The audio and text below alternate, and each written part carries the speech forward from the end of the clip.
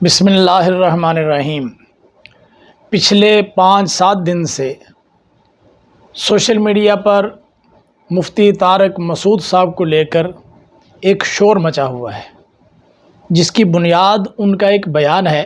اس بیان کے مختلف پہلو ہیں، جس کے اندر لفظ امی کا معنی بیان کرنا اور حضور صلی اللہ علیہ وسلم کی طرف نہ پڑھنا جانتے تھے نہ لکھنا جانتے تھے کہ الفاظ کو منسوب کرنا اور ایک مخصوص اسٹائل میں، اور ایک مرحلہ ہے کہ اس کے اندر لَنَصْفَعًا سورۃ العلق کی آیت نمبر 15 کا حوالہ دینا، اور پھر یہ کہنا کہ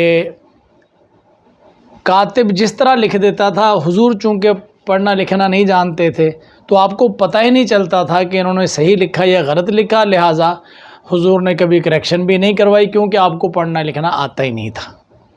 یہ مختلف موضوعات ہیں۔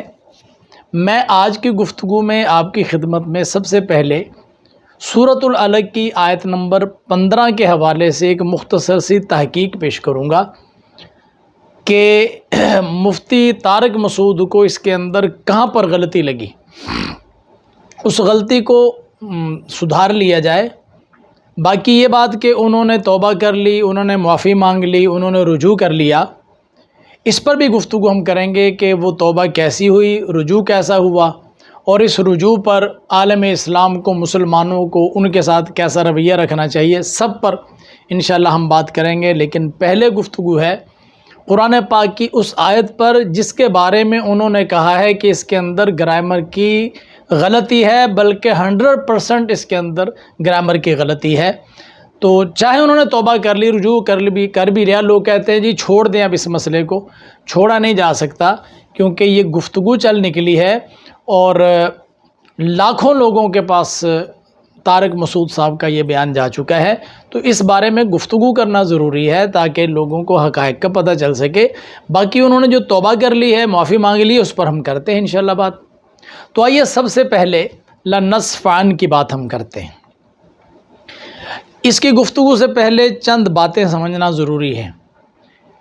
ایک بات یہ کہ عربی زبان میں نورانی قاعدہ سے تنوین کا تصور دے دیا جاتا ہے۔ تنوین بنیادی طور پر کیا چیز ہے اور ہم اس کو کس طرح پڑھتے ہیں۔ تنوین ایک نون ساکن ہوتا ہے۔ نون ساکن جس طرح ہم حروف تہجی لکھتے ہیں نا، اسی طرح لکھنے میں آتا ہے۔ جس طرح قاف لکھنے میں آتا ہے، جس طرح جیم لکھنے میں آتا ہے، لام لکھنے میں آتا ہے، اسی طرح نون بھی لکھنے میں آتا ہے۔ اس کے اوپر کوئی زبر زیر پیش نہیں ہوتی، نون ساکن۔ اور ایک ہوتا ہے تنوین کہ کسی حرف کے اوپر ایک حرکت ہوتی ہے، با زبر با، پھر اس کے اوپر ایک اور حرکت لگائی جاتی ہے بالکل سیم اسی طرح کی، یعنی ایک زبر ہے، اس کے اوپر ایک اور زبر لگائی جاتی ہے۔ اس دوسری زبر کا مطلب کیا ہوتا ہے؟ وہ دوسری حرکت در حقیقت ہمیں بتانے کے لیے ہوتی ہے کہ یہاں نون لکھا نہیں گیا، آپ پڑھ لیں، نون ساکن پڑھنا ہے۔ اس دوسری حرکت کی ہمیں یہ رہنمائی ہوتی ہے۔ تو با کے اوپر اگر زبر پڑھیں گے تو با زبر با، لیکن ایک اور اگر زبر لگا دیں گے، دو زبر لگا دیں گے تو با دو زبر بن۔ اس کو میں آپ کو سکرین پر لے جا کر ذرا وضاحت سے سمجھاتا ہوں اور میرے ساتھ رہیے گا، اور آج کی اس گفتگو میں آپ نے قرآن پاک کے اس لفظ کو اچھی طرح سمجھنا ہے۔ آئیے ذرا سکرین پر میں آپ کو دکھاتا ہوں۔ با دو زبر بن، اور آگے ہے با زبر نون بن۔ اب اس کے ہجے مختلف قاری یوں کرتے ہیں کہ با نون زبر بن، تو ٹھیک ہے آپ ایسے کر لیں، لیکن میں ہجے کرتا ہوں کہ پہلے متحرک حرف کی حرکت پڑھتا ہوں اور اس کے بعد اس کے ساتھ اگلے ساکن کو جوڑتا ہوں۔ خیر ابھی فی الحال اس اختلاف کا موقع نہیں ہے۔ ان دونوں حروف کو دیکھیں، پہلے حرف میں با کے اوپر دو زبر ہیں اور اگلے کے اندر با کے اوپر ایک زبر ہے اور نون ساکن ہے۔ یہ ہمیں کیا بتا رہا ہے کہ دونوں کی آواز ایک جیسی ہوگی۔ آگے تو نون ساکن خود لگا ہوا ہے نا، لیکن اس پہلے کے اندر یہ ہے کہ با کے اوپر ایک زبر تو اس کی زبر کو ظاہر کر رہی ہے، اور جو دوسری زبر ہے وہ ہمیں انڈیکیٹ کر رہی ہے کہ یہاں پر آواز اسی طرح کی نکالو جس طرح اس کے آخر میں نون لگا ہوا ہو۔ آپ نے دیکھا ہوگا پہلے جو نورانی قاعدے پڑھائے جاتے تھے اس کے اندر مستقل ایک یہ تختی ہوتی تھی کہ با دو زبر بن، با زبر نون بن، تا دو زبر تن، تا زبر نون تن۔ تو یہ بچوں کو سکھایا جاتا تھا کہ دونوں کی آواز ایک جیسی نکلے گی۔ اسی طرح دیکھیں با دو زیر بن ہے اور با زیر نون بن، اب یہ کیا ہے کہ دونوں کی آواز ایک جیسی ہے، ادھر نون تنوین ہے ادھر نون ساکن ہے، با دو پیش بن، با پیش نون بن۔ تو یہ تین مثالیں ہیں، دو زبروں کی، دو زیروں کی اور دو پیشوں کی۔ اس کے اندر ہر حرف کے اوپر ایک اس کی اپنی حرکت ہے، اور دوسری حرکت جو ہے وہ نون کا پتہ دیتی ہے، اور جس نون کا پتہ دیتی ہے وہ میں نے آگے اگلے کالم میں کھول کر اس کو لکھ دیا ہے۔ دیکھیں جس حرف کے اوپر تنوین ہوتی ہے نا، وہ تنوین دراصل ایک نون ساکن ہوتا ہے، جیسے با دو زبر بن۔ اب اس میں دیکھیں با زبر اور آگے نون ساکن ہے، اس نون ساکن کو یہ جوڑا گیا ہے با کے ساتھ، اور پھر کیا کیا گیا، اس نون کو ہٹا کر اس کی جگہ پر زبر لگا دی، تو یہ بن اس طرح بنا ہے۔ یوں ہی با دو زیر بن یہ کس طرح بنا، اصل میں با کے نیچے زیر تھی اور آگے نون ساکن تھا، اس نون کو جوڑا گیا با کے ساتھ، اور پھر اس نون کو ختم کر کے اس کی جگہ پر یہ ایک اور حرکت لگا دی، پہلے زیر تھی ایک اور زیر لگا دی۔ پہلی زیر بتاتی ہے کہ با کے نیچے کسرہ ہے، دوسری زیر جو ساتھ ہم نے جوڑی ہے یہ بتا رہی ہے کہ آپ نے اس کے ساتھ نون کی آواز نکالنی ہے، با دو پیش بن۔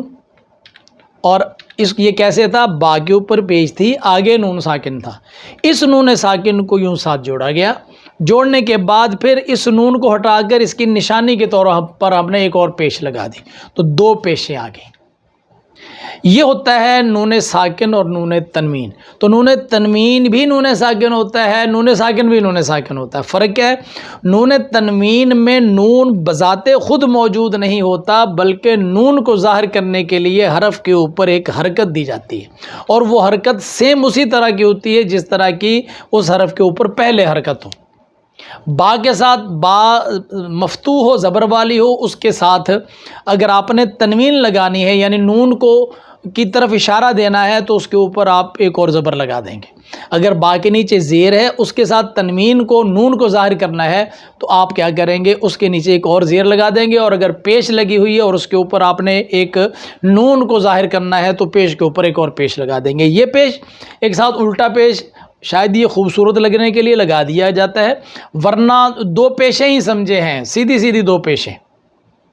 اب ایک اور بات سمجھیے، ایک حرف کے اوپر جب دو حرکتیں آتی ہیں نا تو دوسری حرکت نون کی موجودگی کو ظاہر کرتی ہے، جیسے با دو زبر بن ہے اور یہ با زبر نون بن، یہ با دو زیر بن، با زیر نون بن، با دو پیش بن، با پیش نون بن۔ یہ میں نے پہلے آپ کو سمجھا دیا۔ دوسری بات یہ ہے کہ یہ جو دوسری حرکت ہے کسی حرف کے اوپر جو نون کو ظاہر کرتی ہے، تو وہاں وہ حرکت یہ بتا رہی ہوتی ہے کہ یہاں پر جی نون ایک موجود ہے جو آپ کو دکھائی نہیں دے رہا، بس آپ پڑھ لیں۔ کبھی مجبوری بن جائے تو ہمیں پھر وہ پوشیدہ نون جس کے اوپر رہنمائی کر رہی ہوتی ہے ایک اور حرکت، مجبوری کے عالم میں ہمیں پھر وہ ظاہر کرنا پڑتا ہے، اس کو شو کرنا پڑتا ہے۔ ذرا اس قانون کو سمجھیے۔ یہ دیکھیں رہبانیتن ابتدعوها، یہ قرآن پاک کی ایک آیت کا حصہ ہے، اس کے اندر رہبانیتن یہ آئی ہے تنوین۔ تو میں نے آپ کو کیا بتایا کہ ایک تو تا کے اوپر حرکت ہے زبر کی، اور جو دوسری زبر ہے نا وہ یہ بتا رہی ہے کہ یہاں پر نون پڑھنا ہے، آپ نے بس وہ چھپا دیا گیا ہے صحیح، یہاں پر نون آپ کو دکھائی نہیں دے رہا۔ آگے چلیے، ابتدعوها، ابتدعو میں شروع میں جو حمزہ ہے نا یہ حمزہ وصلی ہوتا ہے۔ حمزہ وصلی کا قانون یہ ہوتا ہے کہ جب اس کو پچھلے کسی حرف کے ساتھ کلمے کے ساتھ جوڑا جائے گا نا تو یہ درمیانے کلام سے گر جاتا ہے، کہ یعنی پھر یہ پڑھا نہیں جائے گا، لکھنے میں چاہے برقرار رہے لیکن پڑھنے میں گر جاتا ہے۔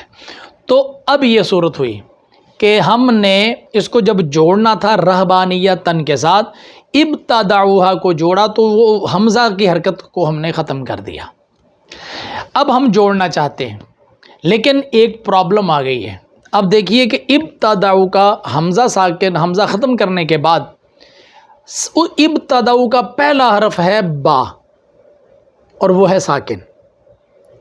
قانون یہ ہے کہ ساکن سے ابتدا نہیں ہو سکتی، وہ ہم نے حمزہ وصلی اسی لیے لگایا تھا کہ ساکن سے ابتدا نہیں ہو سکتی تھی. اب جوڑنے کے لیے ہمیں حمزہ وصلی گرانا پڑا. اب پیچھے جس کے ساتھ جوڑنا ہے رہبانیتن، اس کی صورت دیکھیں. رہبانیتن کے سب سے اینڈ پر کیا چیز ہے؟ وہی نون، جس کا پتہ دے رہی ہے رہبانیتن کی دوسری حرکت، دوسری زبر. یہ تھا نون تھا یہاں پر. تو ہم نے کیا کیا؟ ہمیں چاہیے تھا کہ یہ وہ نون ساکن ہے نا، تنوین جو ہوتا ہے، میں نے آپ کو بتایا کہ نون ساکن ہوتا ہے. اب آخر میں رہبانیتن کے آخر میں نون ساکن ہے اور ابتدعوها میں با بھی ساکن ہے. جب جوڑنا ہے تو دو ساکن جڑتے نہیں ہیں نا، اجتماع ساکنین ہو گیا. اجتماع ساکنین جب ہو جاتا ہے تو پھر ایک ساکن کو آپ حرکت دیتے ہیں اور اس کا قانون ہے کہ الساکن اذا حرک بالکسر. ساکن کو جب حرکت دی جاتی ہے تو کسرہ دی جاتی ہے. تو نون بھی ساکن، با بھی ساکن، جوڑنے کے لیے ہمیں نون کو حرکت دینا پڑی. یہ ہم نے اس نون کو ذرا بڑا کر کے لکھ لیا. یہ نون تھا ساکن. یہ کون سا نون ہے؟ جو رہبانیتن میں دوسری زبر نے ہمیں اشارہ دیا تھا، ہم نے اس کو نکال لیا. اب جوڑنے کے لیے ہم نے کیا کیا؟ رہبانیتا، یہ اس کے اوپر ایک زبر رہ گئی اور جو دوسری زبر تھی وہ نون کے طور پر درمیان میں آ چکی ہے. اب وہ نون ساکن تھا، یہ ہم نے کیا کیا؟ اس نون کے نیچے زیر دے دی. اب پڑھا گیا رہبانیتا نبتدعوها. قرآن پاک میں ایسے پڑھا جاتا ہے نا. اس کو جس کو نون قطنی کہا جاتا ہے، تو نون قطنی جو ہے نا، یہی نون ہے کہ آپ نے در حقیقت تنوین والے نون کو زبر یا زیر یا پیش نے، دوسری زبر دوسری زیر اور دوسری پیش نے جس چیز کی، جس نون کی جانب اشارہ کیا ہوتا ہے، آپ کو مجبوری بن جاتی ہے اس کو نکالنا، کیونکہ آپ نے دینی تھی یہ والی حرکت جو نون کے نیچے حرکت ہے، یہ دینی تھی. تو آپ نے رہبانیتن کے اوپر نون رکھا نہیں تھا، اس کی تو صرف علامت ایک زبر رکھی ہوئی تھی. اب زبر کے اوپر حرکت کیسے لگا لے؟ حرکت کے اوپر حرکت تو نہیں آتی. تو پھر کیا کیا؟ ہم نے اس دوسری زبر سے معذرت کی، اس کو واپس بھیجا اور وہ جس نون کا پتہ دے رہی تھی اس نون کو لے کر آئے. اس نون کو جب لے کر آئے پھر وہ نون ایسا تھا کہ وہ حرکت کو قبول کرتا ہے، تو ہم نے اس نون کو لا کر اس کے نیچے حرکت دے دی. اب بن گیا رہبانیتا نبتدعوها. یہاں تک کہ گفتگو سے آپ یہ سمجھ گئے ہوں گے کہ جو تنوین ہوتی ہے یہ در حقیقت ایک نون ساکن ہوتا ہے جو دکھائی نہیں دیتا، حرف کی جو دوسری حرکت ہوتی ہے وہ اس کا پتہ دیتی ہے. جب آپ تنوین کے بارے میں یہ بات سمجھ گئے، اب آئیے دیکھیں با دو زبر بن، با زبر نون بن، با زبر الف با. کیسے؟ بات یہ ہے کہ جس کلمے کے آخر میں تنوین آئی ہوئی ہو اس پر اگر وقف کرنا ہو تو وقف کرنے کا طریقہ یہ ہوگا، جو دو حرکتیں ہوں گی، دوسری حرکت تو وہ تنوین والی ہے نا، جو پہلی ایک حرکت پہلے سے اس لفظ اور حرف پر موجود ہے وہ دیکھیں گے وہ زبر ہے، زیر ہے یا پیش. اگر اس حرف کے اوپر، منون حرف کے اوپر جو ایک حرکت ہے وہ ہو زبر، یعنی دوسرے لفظوں میں کہو کہ تنوین ہو دو زبروں والی، اس پر اگر وقف کرنا ہو تو ایسی صورت میں جب وقف کریں گے تو وہ جو نون ہم نے پڑھا تھا نا، نون کی آواز نکالی تھی، وقف کرتے ہوئے اس نون کو الف سے بدل دیں گے. یہ دیکھیے با دو زبر بن تھا، ہم نے اس کو کھول کے لکھا، جب کھول کے لکھا تو نون پورا لکھ لیا. اب جب با دو زبر بن پر ہم نے وقف کرنا ہے تو یہ جو نون ہے نا یہ بدل جائے گا الف سے، یہ بانا پڑا جائے گا با. یہ نون جو ہے نا یہ گر جائے گا، یہ نون گر کر یہ الف میں تبدیل ہو جائے گا. تو اب قرآن پاک کی ایک مثال دیکھیے، فکانت ابوابا. جب وقف کریں گے تو ابوابن نہیں پڑھیں گے بلکہ ابوابا. تو ابوابن ابوابا، تو جو نون تھا نا وہ الف سے بدل گیا. اسی طرح با دو زر بن، با زیر نون بن، اس کے اس میں جب ہم نے وقف کرنا ہے تو یہ نون جو ہے یہاں پر کیا ہوگا، نون تنوین حذف ہو جائے گا، اور جس پر یہ نون تنوین آیا تھا وہ ساکن ہو جائے گی۔ یعنی تنوین جب دو زبر والی ہوگی اس پر وقف کریں گے تو آخر والا نون الف میں بدلے گا۔ جب تنوین دو زیر والی یا دو پیش والی ہوگی، ایسی صورت میں وہ تنوین بھی ختم ہو جائے گی، اور جس پر تنوین آئی تھی اس کی جو اپنی ایک حرکت تھی وہ بھی ختم ہو جائے گی۔ تو با دو زیر بن، اس کی ایک اپنی حرکت ہے اور دوسری حرکت تنوین والی ہے۔ ہم نے اس کو کھول کر رکھا تو یہ دیکھیں با کے نیچے جو زیر ہے وہ اپنی برقرار ہے، اور وہ جو دوسری حرکت تھی وہ نون بن کر آ گئی۔ اس پر جب وقف کرنا ہے تو نون بھی جائے گا اور با کی اپنی حرکت بھی جائے گی۔ یہ دیکھیے الا کتبن، اس پر جب وقف کریں گے تو الا کتب، الا کتب، تو تنوین بھی گئی، با کی اپنی حرکت بھی گئی۔ با دو پیش بن، اس پر جب وقف کریں گے تو بن کو جب کھولا تو وہ دوسری جو پیش تھی وہ اس نے جس نون کا ہمیں پتہ دیا تھا وہ نون ہم نے کھول کر بن کے آگے رکھا، اور جب وقف کریں گے تو یہ تنوین پچھلے حرف کے ضمے اور پیش سمیت ختم ہو جائے گی اور با ساکن رہ جائے گی۔ جب اس پر وقف کریں گے یوں ہوگا اربابن، اس کے اوپر جب وقف کریں گے تو پڑھا جائے گا ارباب۔ اب یہ تین مثالیں دیکھیں۔ پہلی مثال میں با جو ہے اس کے اوپر تنوین ہے دو زبروں والی، دوسری میں با کے نیچے تنوین ہے دو زیروں والی، اور تیسری پر پیش ہے تنوین ہے دو پیشوں والی۔ تو کیا کیا گیا، جہاں پر یہ پہلی صورت میں جو تنوین ہے دو زبروں والی اس پر جب وقف کیا تو آخری نون الف میں بدل گیا، فکانت ابوابن کو ابوابا پڑھا گیا۔ باقی جو دو صورتیں ہیں تنوین کی جس میں حرف کے نیچے زیر اور پیش ہوتی ہے اور ساتھ تنوین لگتی ہے، اس پر جب وقف کرتے ہیں تو تنوین بھی چلی جاتی ہے اور اس حرف کی جو اصلی حرکت ہے وہ بھی چلی جاتی ہے، ساکن ہو جاتا ہے۔ یہ تین مثالیں آپ کو دی۔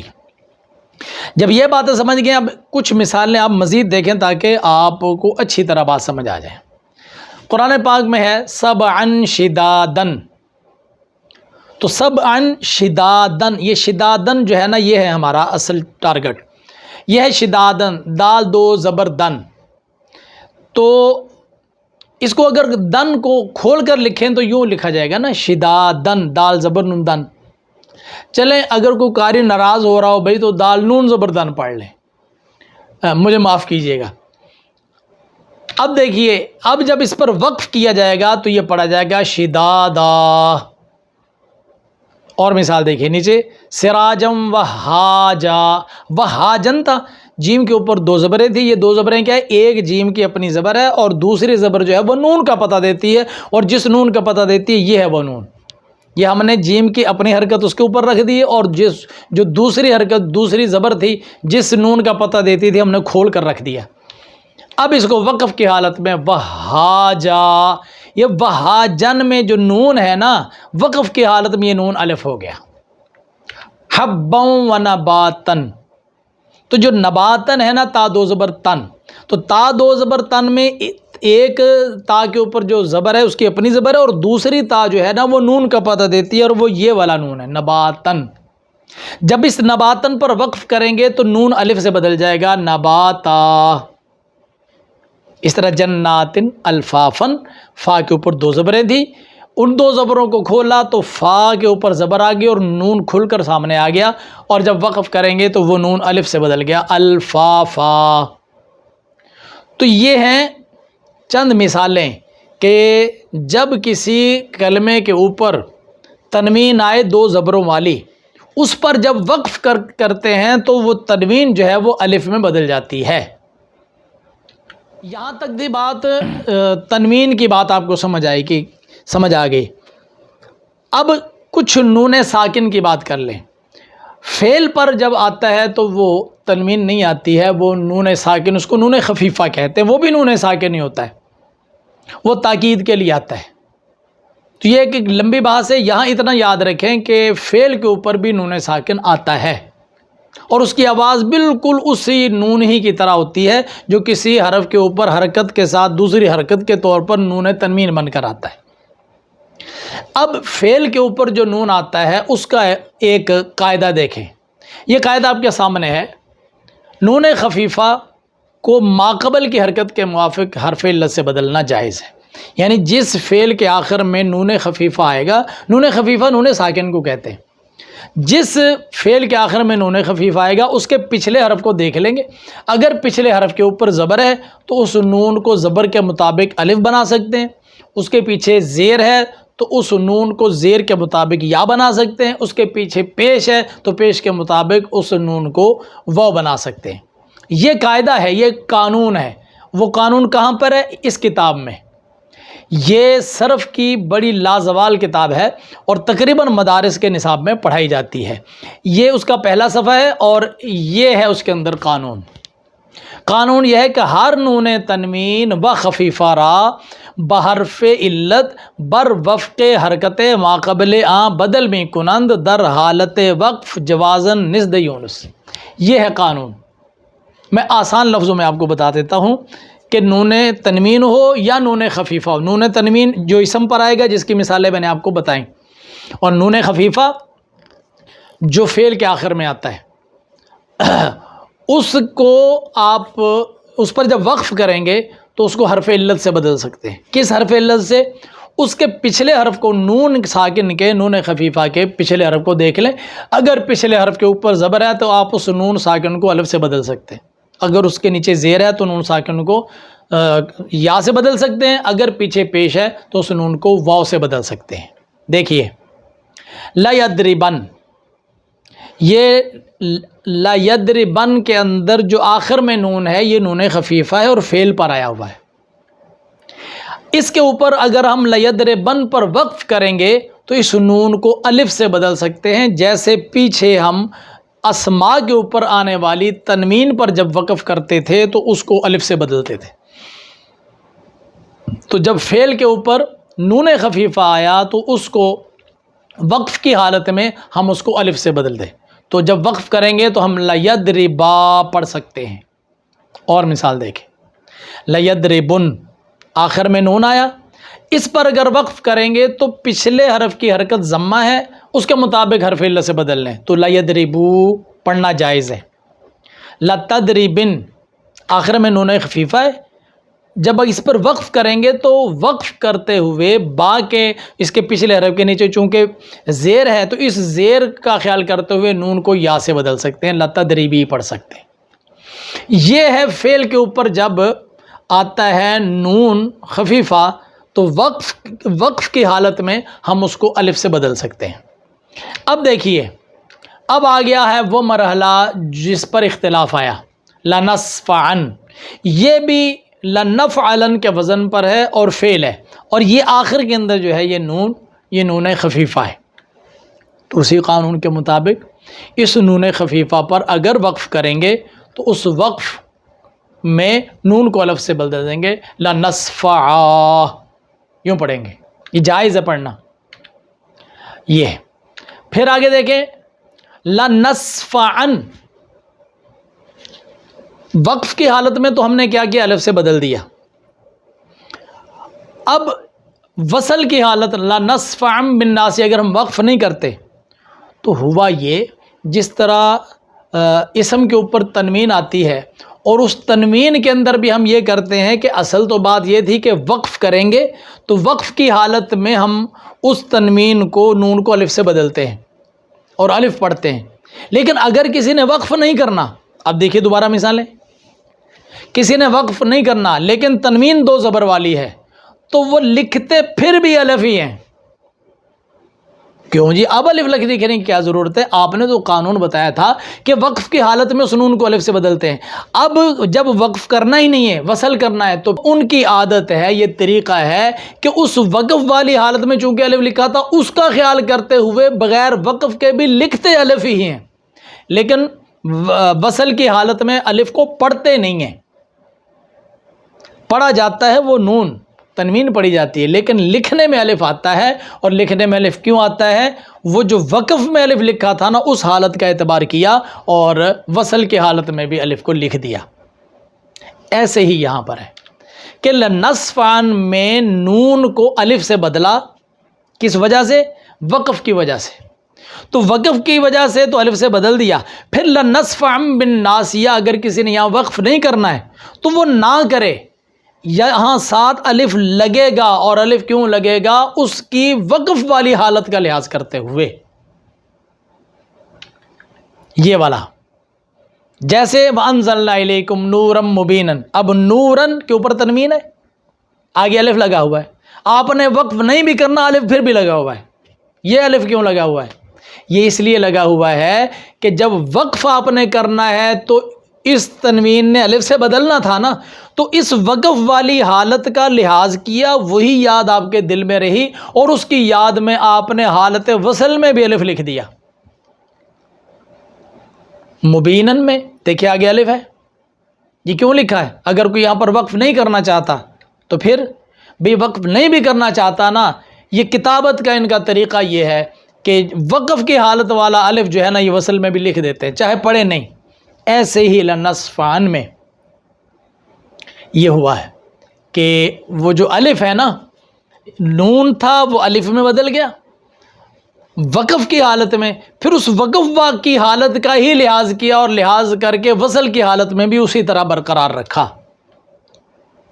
تو یہ جو لنصفعن کے اوپر نون آیا نا، ایک عین کے اوپر زبر اور دوسری زبر جو ہے وہ اس نون ساکن کی جگہ آئی. یہ نون مفتی صاحب کو لگا کہ یہ تنوین ہے جو اسم پر آتی ہے، حالانکہ یہ نون خفیفہ ہے جو فعلوں پر آتا ہے. نون تو ساکن ہی ہوتا ہے نا، وہ تنوین بھی نون ساکن ہے اور یہ بھی نون ساکن ہے. تو یہ نون لنصفعن کے اوپر عین کی ایک زبر، اس کی اپنی زبر، دوسری زبر جو ہے نا وہ نون ساکن ہے. وہ کون سا نون ساکن ہے؟ یہ وہ والا نون ساکن نہیں ہے جو اسموں پر آتا ہے، یہ وہ والا نون ساکن ہے جو فعلوں پر آتا ہے. تو فعل پر آنے والے نون کو مفتی طارق مسعود یہ سمجھ بیٹھے کہ یہ اسم پر آنے والا نون ہے، اور چونکہ شکل بھی اس کی اسی کے ساتھ ملتی جلتی ہے، عین دو زبر ان ہو گیا، تو اس لیے یہ خطا ہو گئی. یہ قانون کے مطابق ہے، اور میں نے قانون کی مثالیں، قانون بھی آپ کو بتایا اور قانون کی مثالیں بھی دی ہیں. اب ذرا میں کچھ تفسیروں کے حوالے دیتا ہوں جنہوں نے اس بات کی صراحت کی ہے کہ لنصفعن کے اندر جو الف لکھا گیا ہے وہ وقف کی حالت کی رعایت کرتے ہوئے لکھا گیا ہے. ذرا دیکھیے کچھ کتابوں کے کچھ تفاسیر کے حوالے میں آپ کی خدمت میں عرض کر رہا ہوں. تفسیر کشاف سورۃ العلق کی آیت نمبر 15 کے تحت لکھتے ہیں کہ اس کی جو کتاب مصحف شریف میں ہے لنصفعن یا لنصفعن میں، یہ الف کے ساتھ بالالف، الف کے ساتھ جو اس کی کتابت آئی ہے، نون کے بجائے الف لکھا ہے علی حکم الوقفی، یہ وقف کا خیال کرتے ہوئے ہے. التبیان فی اعراب القرآن اس کے اندر ہے قول تعالی لنصفعن اذا وقف علی ہذہ النون ابدل منها الف، جب لنصفعن پر وقف کیا جائے گا اس کے نون پر تو اس کو الف سے تبدیل کر دیا جائے گا.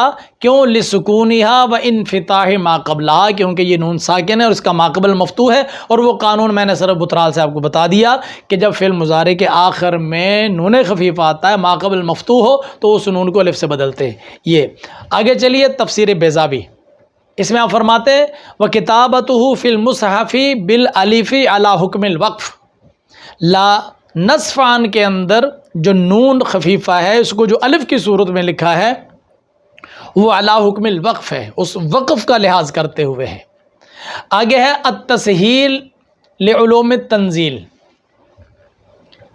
اس کے اندر بھی ہے کہ یہ نون خفیفہ ہے اور اس کی جو کتابت ہے مصحف شریف میں الف کے ساتھ مراعاتا للوقف، وقف کی رعایت کرتے ہوئے. اللباب میں ہے الوقف علی ھذا النون بالالف، اس نون کے اوپر لنصفعن کے اندر جو نون ہے اس پر جب وقف کیا گیا تو وہ الف کے ساتھ کیا گیا تشبیہا لہا بالتنوین، کیونکہ اس کی تشبیہ ہو گئی ہے تنوین کے ساتھ. جب تنوین پر وقف کیا جاتا ہے اگر اس تنوین والے حرف پر زبر ہو تو تنوین کو الف سے بدلا جاتا ہے، اس کی بھی تشبیہ ہے تنوین کے ساتھ، لہٰذا اس پر بھی جب وقف کیا جائے گا اگر اس کے ما قبل مفتوح ہوگا تو اس کو الف سے بدل دیں گے. بس یہ تشبیہ تھی، یہ نون ملتا جلتا تھا اس نون کے ساتھ جو نون اسم پر آیا کرتا ہے، مفتی طارق مسعود کو غلطی یہاں سے لگی۔ اور یہ دیکھیے تفسیر ابو سعود کے اندر اس میں بھی ہے کہ کتابتہ فی المصحف بالالف علی حکم الوقف، کہ مصحف شریف کے اندر جو لکھا گیا ہے الف کے ساتھ لنصفان، یہ علی حکم الوقف، وقف کا لحاظ کرتے ہوئے، اگرچہ وقف نہیں کرنا ہے لیکن وقف میں الف لکھا جاتا ہے تو وصل میں بھی اسی کا لحاظ کرتے ہوئے لکھا۔ گفتگو لمبی ہو گئی۔ مفتی طارق مسعود صاحب کے جو لفظ امی پر گفتگو اور حضور صلی اللہ علیہ وسلم کی جانب جو انداز گفتگو ہے اس پر بھی ابھی گفتگو رہتی ہے، لیکن چونکہ یہ گفتگو لمبی ہو گئی ہے اس کو پھر انشاءاللہ اگلی ویڈیو کے اندر آپ کی خدمت میں عرض کروں گا۔ مجھے امید ہے کہ آپ کو لنصفان کی بات سمجھ آ گئی ہوگی، اور یہ کلیئر ہے کہ جناب قرآن کی یہ آیت جو ہے یہ گرامر کے مطابق ہے، گرامر کے مطابق، کیونکہ گرامر تو اس لیے ہے نا کہ قرآن پاک کو درست پڑھا جائے، گرامر اس لیے تھوڑی ہے کہ گرامر بنا کر پھر قرآن کو غلط قرار دیا جائے۔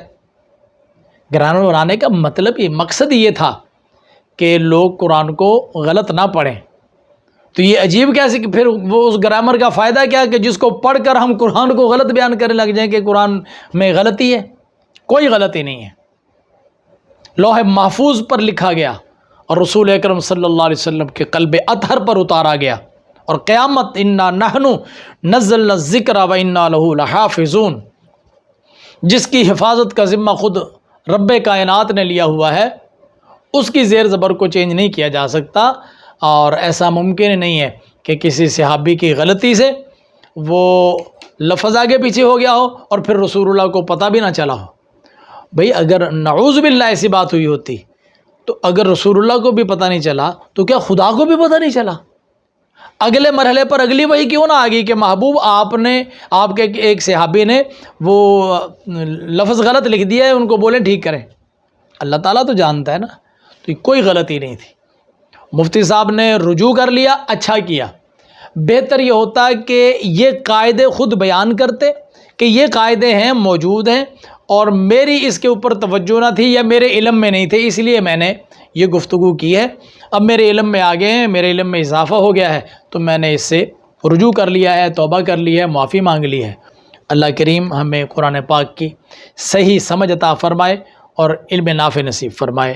السلام علیکم ورحمۃ اللہ وبرکاتہ۔